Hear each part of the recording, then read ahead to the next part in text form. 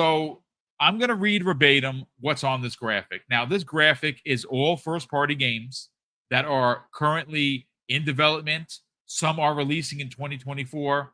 Some have already been slated for 2025. We have games that we expect in 2026, and there are some beyond games. And gentlemen, look, I'm here to tell you, when you see this graphic in front of you, when you see it in real time, it is awe-inspiring, especially if you are A, an Xbox fan, B, an Xbox Game Pass Ultimate subscriber. I mean, you just cannot go wrong with what they're doing. So let me just get into it. So he has here for 2024, you have Senua's Saga Hellblade 2, which was an outstanding experience released in May. This remainder of the year, you still have Avowed. You still got Age of Mythology. You still got Indiana Jones. You got Call of Duty Black Ops 6. You got Flight Sim. You got quite a few other games on here. You got 33 Immortals. You have Towerborn, which is not on here as well. That could maybe be bumped into next year. We don't know, but that's also slated for this year. Then you go into 2025. You got Fable, which is confirmed. You got South of Midnight. That's confirmed. You got Doom: The Dark Ages. That's confirmed. Contraband is definitely a possibility. Perfect Dark, I think, is 2026 in my opinion. But what's not on here, which is in the 2026, is Clockwork Revolution. I thought that that was ready to go this year. It's probably going to release next year. That game was really well polished when we first saw it, and you see NXL continues to talk about it. Steel Rain. Then of course you get into 2026. You got Blade, which is a possibility. State of Decay 3, Gears of War E-Day, which is expected in 26, but there was the rumor that it was coming next year, which would be crazy if it did. Of course, there's going to be a new Call of Duty. There is a People Can Fly Project Maverick that they're working on. They have a $50 million budget on that game. I personally don't know what it is. No one does. If I were to take a stab at it, I'd like to think that it's potentially Gears of War collection. I think that we switch E-Day to 25 for next year. You give us the Origin, and then for the 20th anniversary, you release an Unreal Engine 5 version of Gears 1, 2, and 3. That, to me, is the way I would do it, but, that's my opinion. And, of course, when you start talking Steel, 2027 beyond, you got the Elder Scrolls, you got Project Mara, you got the Toys for Bob project, you got the OD project by Kojima, you got Project Dragon from IOI. You also have, they're working on a 007 game. You got the Outer Worlds 2. You're probably going to get a Fallout 5 of some sorts. This list is almost ridiculous. I would even dare say that it is unfair. They have such an unfair advantage of not only being one of the richest companies in the world, and of course, Xbox being a part of Microsoft. This is what you call getting your ducks in a row, getting your ducks in order. Steel, I want to talk about these games. This is what a roadmap should look like, and it's one that Xbox has and PlayStation does not. Then definitely not at this depth, not even close on Sony side of things, at least for what we've seen. But to keep things on Xbox, this is extremely impressive to me, because even all these games, like Avowed, for an example, it wasn't a game that I was necessarily looking forward to, as I don't tend to favor first-person games, which is really ironic, right? I'm an Xbox fan, and I don't necessarily fall into the first-person category unless we're talking about shooters and whatnot. But once they said they were doing a third person as well, I was like, oh, looks like I'm on board. I'm all aboard on that Avowed train. And just seeing the diversity of the content as well, right?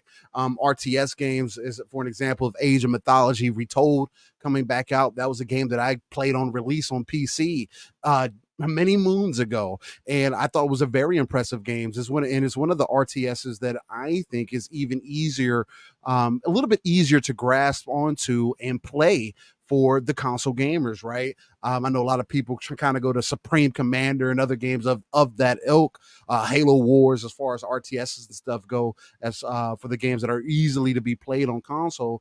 So when you just continue to look down the list that you have on screen here, it's kind of you have to start asking yourself, where do you start saying that there is it's unfathomed value, I should say, right? It's insurmountable. It's undeniable at this point, right? If you're still looking at the games that are possibly coming out and saying, I just don't know about Xbox. That sounds like a personal issue that you have to personally deal with. And like me and Pong tend to say all the time on our show on Live the Split Screen, it's you have to know who you are as not only as a person, but only as a gamer in this hobby, in this passion. Why do you play games? And if you're looking through this list, and you're like, oh man, I guess I gotta wait until Gears E-Day to be excited. You have to really look at yourself and what you're doing in your hobby maybe a little bit more, maybe pull yourself away until that time. But it just shows me that all the worries that maybe people had even in 2022, when I thought Game Pass did extremely well and held them together, which is essentially the strategy that PlayStation is seemingly using this year, using a lot more of their second and third party deals to create console exclusives and have their base see them as such, and quote unquote all of a sudden these games are considered exclusives for PlayStation as if they are first party. It's extremely ironic to see the tit for tat that's kind of happening, right? And I get, if people don't want to see Xbox as the little brother of the gaming and in the gaming industry, that's perfectly fine. I get it. Microsoft doesn't need to be seen that way. I don't think that, I'm not telling anybody they should see them that way, but it is a fact that PlayStation has allowed Xbox to make some room for themselves, and have also forced Xbox to look at their strategy a bit differently, right? It is a very bold thing for someone like Phil to come out on stage and say, hey, we lost the most important generation to lose in the Xbox One era, but we want to continue to hammer out. It is about accessibility. Sarah Bond, we want to reach more people where they are and give people access greater than ever before, because that is the point, right? Reaching the potential 2 to 3 billion gamers that I like to mention and shout out all the time. The more accessible we can make gaming, the more games, especially single player games, that we as a hardcore base are going to be able to experience, play. Those games are going to be allowed freedom.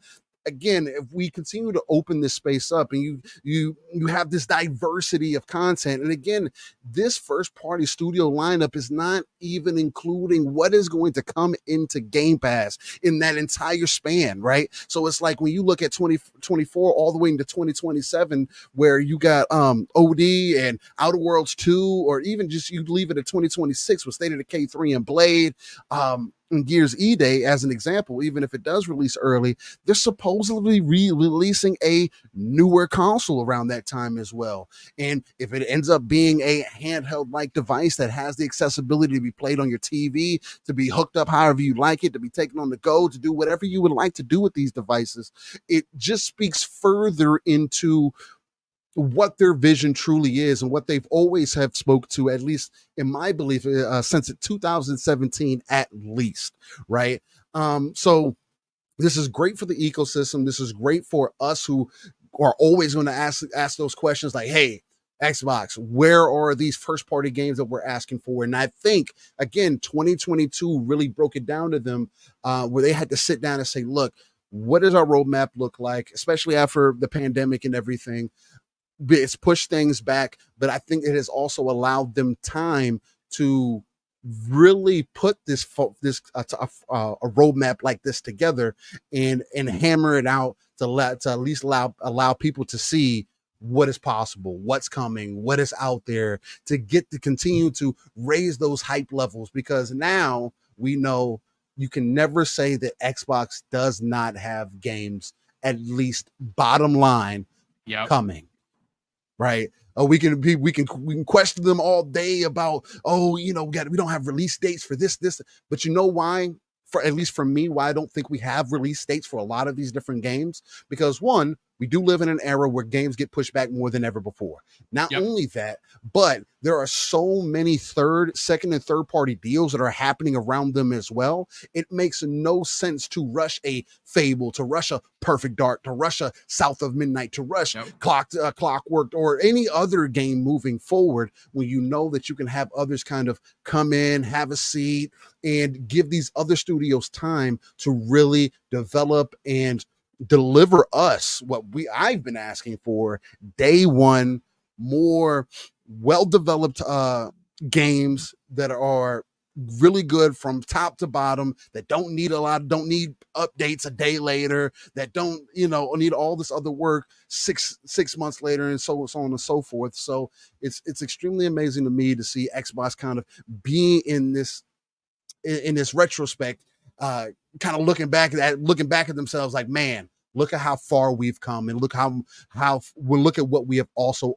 overcame in this time as well. So I get excited about this. I'm a little bit on board as far as like I can speak about Gears of War all day, 100%. Gears of War is a series that will ever be in my heart, 1 through 5, even Judgment I'll throw in there story wise.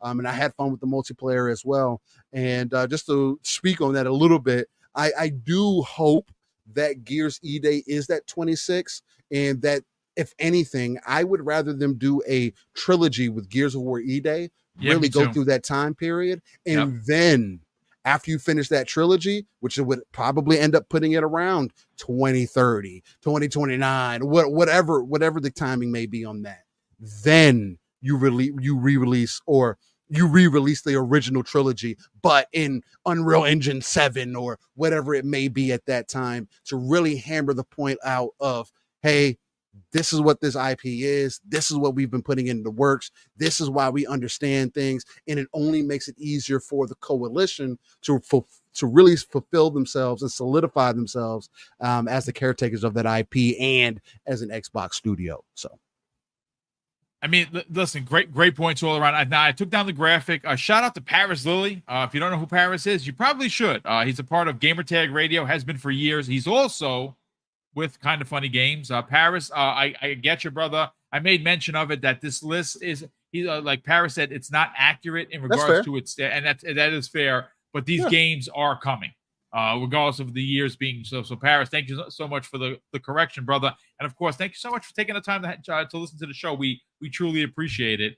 Jamie Moran, look, the graphic that I threw up for everyone to see, and I wound up going into one of my art studios, and I made it bigger, is astounding. Like, it doesn't even seem like it's real. Like, if someone were to try and regurgitate what Xbox has coming in the next 2 to 4 years, it almost seems infallible. Like how could they lose with this kind of a lineup? And I don't think that they can. And like I said, right now, in July 9th, 2024, Sony sits as the market leader. I don't think that is going to be for much longer.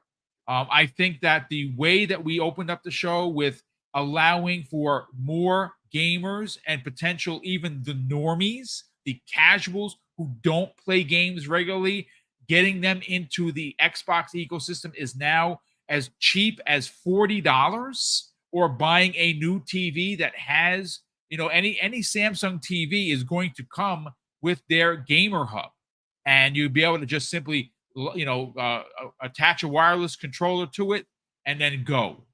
These are ways, the walls of traditional console gaming have calmed down. We've talked about that, but now you add into the conversation, which was an Achilles heel for years for Xbox. This is where they adopted Xbox has no games, right? And as Xbox gamers, we knew that they had, but they didn't have the same level of games one-to-one with what Sony was putting out. You look back to like when Sony's, when they put that 3-block year together, 2018, 2019, 2020, they had a lot of bangers in there, man. They really did. Now, maybe they're not your type of game, ladies and gentlemen. They're my type of game, which is why I own a PlayStation 5.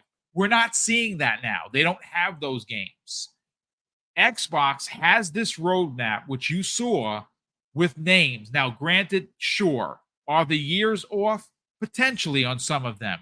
But that does not mean that these games weren't already announced. And mind you, Jamie, there are DLCs left off of this. There are other games that we know, like Wolfenstein 3 is off that list. There is so much more that's on the back end of what we see with this list. It almost seems, and I've said it before and I'll say it again, it almost seems like an unfair advantage for Xbox. Let's get your hot take on this, man. I mean, trust me, there's more games that weren't on that list that people don't know about. But it's look, if you go back a few years, the joke about Xbox was wait till E3, and the wait till E3 thing was this weird issue because Xbox only revealed games at E3. They never used to reveal games throughout the year. They barely showed up to the Game Awards. They never really showed much of Gamescom back in the day. So the wait till E3 thing came from that because you had to wait till all year. People would be clamoring for news all year, and there was never Xbox news throughout the year. It was rare we got Xbox news. And then E3 would come, we'd have a month of news, and then people would go back to wanting more news. And that's because Xbox used to rely on holiday sales. So they would put all their games out in between September and November, August and November, and basically that be their holiday lineup. Aaron Greenberg always used to talk about holiday lineup, and like 2015 was probably their strongest holiday lineup. And they'd advertise all these games throughout these months to sell consoles towards Christmas. Now, when Game Pass came into effect and they started doing day one games, they had to move from that business model altogether because they want people to stay subscribed all year round. So they have to get people's attention throughout the entire year. So they have to release major games in the service throughout the entire year. That's why Matt Booty said like two years ago that they want to start releasing 4 major AAA games in Game Pass. Yep. Yeah, once every quarter. And they weren't even including smaller games. And if you look at the lists there, they actually getting to that point. In fact, it's going to get to a point where they're going to be able to launch 6 to maybe 8 AAA games a year, depending on how they want to launch them. But that's because they want people to stay subscribed to Game Pass. So they no longer do the whole holiday lineup in air quotes. And if you look at the games they have coming now, the majority of them are single player, right? Which Microsoft, people were saying for years, Xbox is the shooter box. It's all about microtransactions and live services. But if you look at the games that are in development, they're single player. They're not live service games. And do you know what the competition's making? Live service games. And you don't see these articles coming out. You don't see people talk about PlayStation about the live service box and all this stuff. Like Xbox, people hate on them. They've listened to feedback. They needed to make single player games. They needed to make a lot of them, and they have a lot of them in development. Like hell, like if you look at 99% of that list, it's purely single player. So like they already have multiplayer unlocked with Call of Duty, Halo, Gears, the Forza stuff. So they don't need any more. Doom's going to have some of that stuff. But like when it comes to single player content, and as a person that mainly plays single player games, like I'm very happy with the games that's coming. Like I have a ton of stuff to play. And the cool thing is like we still haven't seen everything. They have over 35 studios. We've seen less than half of them less than half of the studios reveal their games because multiple Xbox studios have multiple teams. So, like, you see that list, and it's kind of like jaw-dropping because PlayStation, like, this isn't an Xbox versus PlayStation thing, but PlayStation, they were always praised for their first-party lineup every single year. If you go back at like over 15 years ago, the Xbox 360 was at the top of the world. The PlayStation 3 was a literal joke because it was an overpriced Blu-ray player, right? There was next to no first-party games people were interested in. And PlayStation, what did they do? They came out with a bunch of interesting first-party games across a different range of genres, and that got people's attention. And over a few years, in the second half of that PS3 generation, people were like, you know what? Maybe it's time to get a PlayStation 3. They dropped the price of the console. They made a slim version. Blu-rays came down in price. People were very happy with the console to the point where it actually technically outsold the PlayStation. Sorry, technically outsold the Xbox 360, even though the Xbox 360 won in mindshare. PlayStation had a comeback. This is going to be that for Xbox, because like as much as people will hate on Xbox, as much as people will say, I'm not buying an Xbox for Indiana Jones, I'm not buying an Xbox for Starfield, insert any game you want. It's going to get to a point where they're going to have to. Because people will say, oh, Xbox is making all their games multi-platform. I'm sure there will be more multi-platform games in the future. Like future card games, MMOs, smaller games, multiple smaller live service games. You know, like Pentiment, right? Remember how people were losing their minds about games going multi-platform? Did you ever see any PlayStation games in your feed share clips of Pentiment? No, that would be no. I'm not telepathic, and I can tell you, no. Nobody was posting clips. Hi-Fi Rush, people were like, "This is a PlayStation game." Nobody was posting clips. Sea of Thieves popped off, but that was one game out of 4, and people are making it seem like it's the whole slate type of thing. Again, that's a different topic. Like Xbox is in a great position. Yep. People will cry all day, talk about games skipping the platform, even though that's factually not true. The games that were like Xbox could have 1 billion consoles out in the wild, and there would still be Japanese games skipping the platform. That's always going to happen. And like Xbox, they've came a long way. If you go back 10 years ago, they had next to no first-party studios. They had next to no first-party games. They were relying on third-party studios making their games. What do you call that game? Scalebound. Scalebound was shown off. People like me liked it because I like dragons and fantasy. People hated on it. When it was shown off for the second time, people were making fun of its frame rate. And let's be honest, the frame rate was kind of all over the place.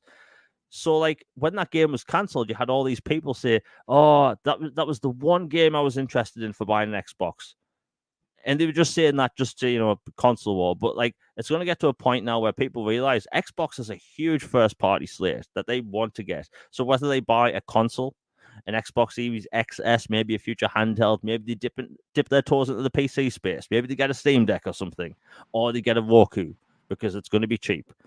It's going to be or Amazon Fire TV Stick. Like Xbox is in a great place. I know people have had a rough year with them with the way things went in January and stuff with rumors, but like look what happened in January and look at where Xbox is at now, right? They had their strongest first party showcase ever, to the point where like PlayStation centric people and websites are saying that wasn't just the best Xbox showcase ever, that was the best showcase ever. Like that had everyone's eyes on it. Like Xbox and like Doom, the Dark Ages and Perfect Dark was trending in the UK at like 2 a.m, right? That doesn't happen here much, So I know people like this, like dog on Xbox and like complain about games and stuff. You have these people making clickbait about Starfield all the time because they don't have a personality. But the truth is that Xbox has a bunch of cool games coming. They have a variety of games coming. They have first-person shooters, third-person shooters, RPGs, action-adventure games, RTS games, sim games. If people look at Xbox's games and say, none of that's for me, then you can't be a gamer.